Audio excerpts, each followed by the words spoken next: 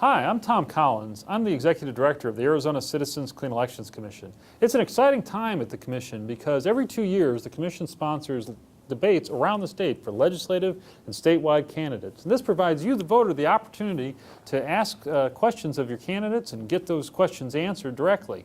It's something that the Clean Elections Commission has been doing for almost 20 years since the voters put the Clean Elections Act in place. So we're very excited about this. This year we're excited to announce that we're working with the Arizona Capital Times. Luigi Del Puerto is the publisher of the Capital Times, which you can subscribe to or read at azcapitaltimes.com. The Capital Times covers the Capitol and state politics, and so Luigi and his colleagues will be moderating some of these key debates around the state. A couple of business items you're going to want to know before the debates. Number one, if you haven't registered to vote or if you've moved recently and need to update your registration, you got to do that by July 30th. If you want to vote early and get your vote by mail, you've got to ask for that by August 17th. And perhaps most importantly, if you're an independent, you can vote in the Republican primary or you can choose to vote in the Democratic primary because Arizona allows independents to vote in those primaries. And that's really important because independents, as everyone knows, is one of the growing sectors of voters in our electorate. Now we'd like to talk a little bit about District 23, which is a district of northeast Scottsdale and Fountain Hills in the Phoenix suburbs. Luigi, what can we say about District 23 in the race? Yeah, LD23 is quite candidly a very wealthy part of the state. We have incumbents that have served at the state capitol representing the district for years and years, so we have very experienced legislators.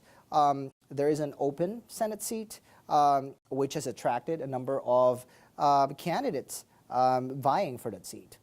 Yeah, and that's interesting. I mean, we don't have a lot of times in state government, in the legislature, folks move from the House to the Senate and the Senate to the House, and a lot of that sometimes seems preordained by the parties. But here, in our debate, we'll have a debate among Republican candidates vying for one Senate nomination seat, and there's 4 Republicans running.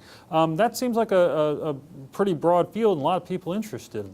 Right, exactly. The Democratic Party especially is pretty good at sort of preordaining things and making sure that their candidates are more or less settled during a primary. It's not always the case in all the districts, but Democrats are pretty good at that. The Republicans, have, because they have been so dominant in the state for decades, have a sort of more robust primaries. Typically is the case in some districts, and LD23 is one of them. It's one of those districts where the sort of the intra-party fighting within the Republican Party is reflected in these primaries.